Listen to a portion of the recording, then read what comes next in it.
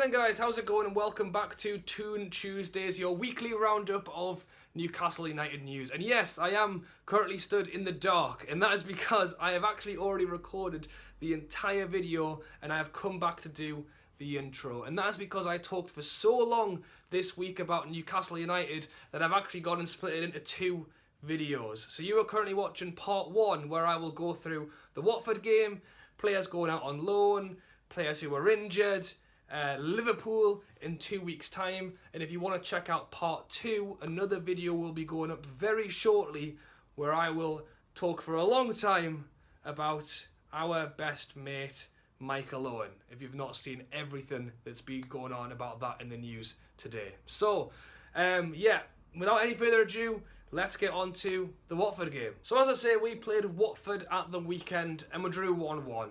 Let me know down below what you thought of the game. For me, I mean, I've seen us play worse, but I think after how well we played against Spurs, I know we got knocked out of the cup against Leicester, but I still thought we played well.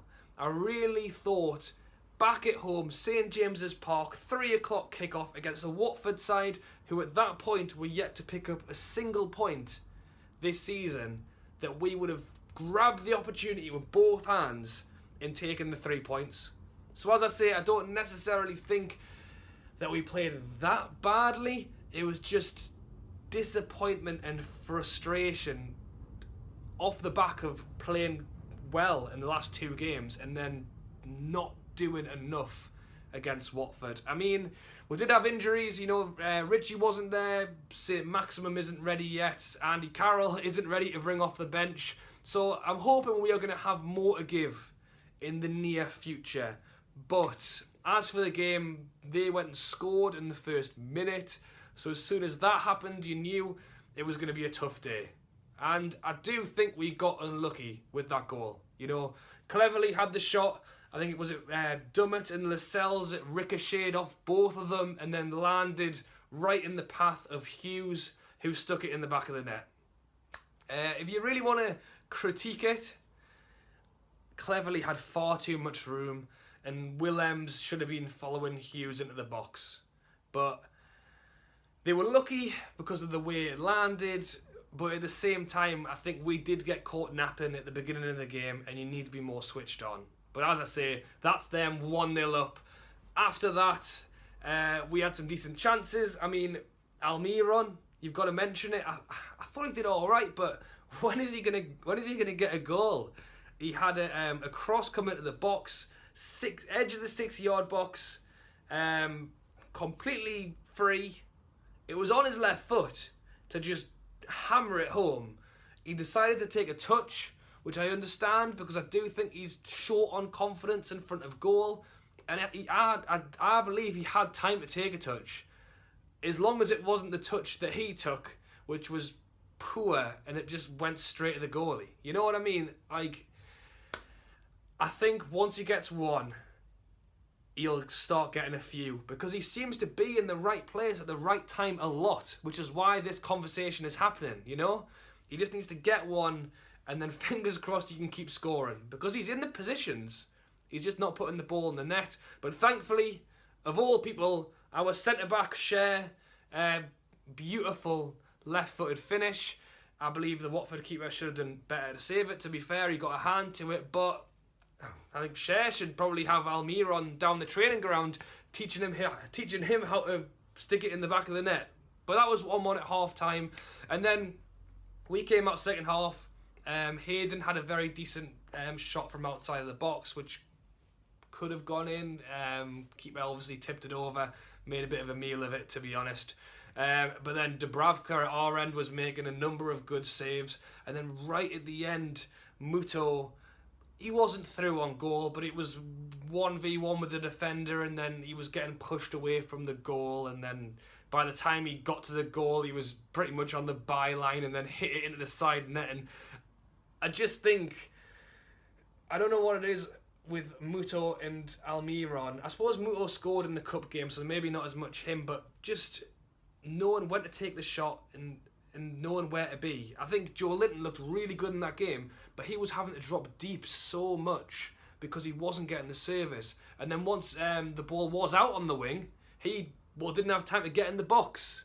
So, yeah, that was a pretty big analysis of the game. I didn't imagine talking for that long, but let me know what you thought of it down below. The big question for me is, was it a point won or 2 points lost? I mean, if you said to me now, at the start of the season, would I take 14th before the start of the international break? I would have said yeah. So in that way, is a draw bad? I was just hoping for more. I thought we did all right. Hopefully after the international break, we might have a few more players back. And we've got a tough game against Liverpool, to be fair. So we're going to need those players back. And yeah, just keep pushing on. To finish off, I may as well mention it. We have had a few players head out on loan in the last week. First off, Rolando Aarons has gone to Wycombe Wanderers. I think he's there till January. I don't think he's there for a full season. Obviously, he wasn't part of the 25-man squad, which means he wasn't going to feature. He didn't feature in the Cup against Leicester and we're already out. So he won't be part of the plans. Having been on loan at Sheffield Wednesday last season, Championship team, now moving down to League One team, Wycombe Wanderers. Nothing against Wycombe Wanderers. I'm hoping he goes and has a good one there. But I was surprised that there wasn't a Championship team in for him a lot sooner.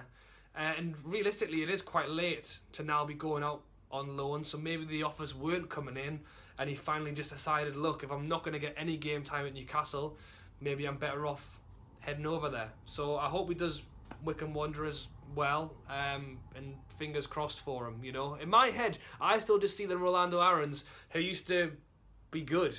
It feels like forever ago since we've actually seen him play a game, so it's hard to even comment on what he's like now. But fingers crossed he does all right. And then Lazar, he has also head out on loan to Serie B side